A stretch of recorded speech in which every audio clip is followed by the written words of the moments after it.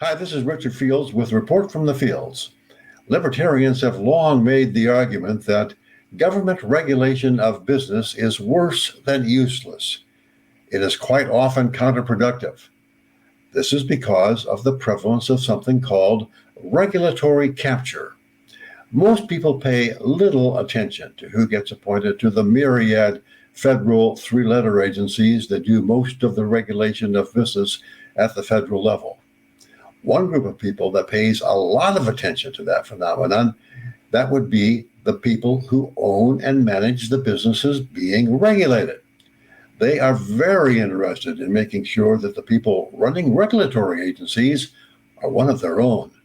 It's called regulatory capture. It's why K Street is lined with the offices of very expensive business lobbyists. It's why the Washington, D.C. metro area leads the United States in per capita income.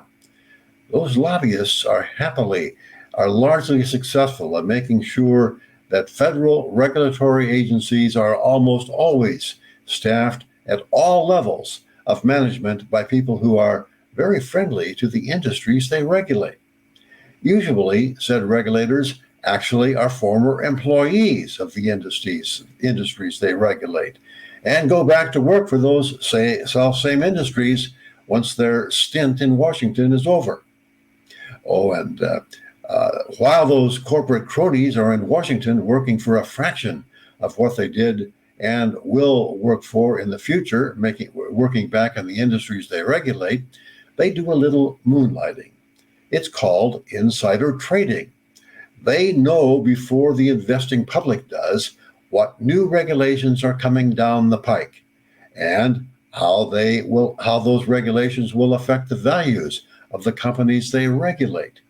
And they probably trade the stocks of those companies accordingly.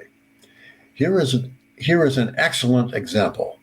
Robert Kaplan was a 20-year veteran of Wall Street vampire squid Goldman Sachs.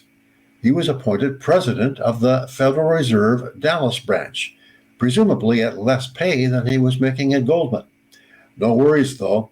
He picked up a little extra pocket money by making rather large trades in stocks like Delta Airlines, Chevron, and Apple, the exact week in 2020 that then President Trump was shutting down the economy. But we know he was not engaging in insider trading. No, nothing notorious like that. The Fed's own Inspector General said so. They said it was only the appearance of a conflict of interest. Kaplan did resign, though. Well, guess what? He's back at Goldman Sachs, no less, as vice chairman, where he will give strategic advice to the Wall Street giants' clients globally, working closely with its team across global banking and markets and asset and wealth management, the bank said in a statement.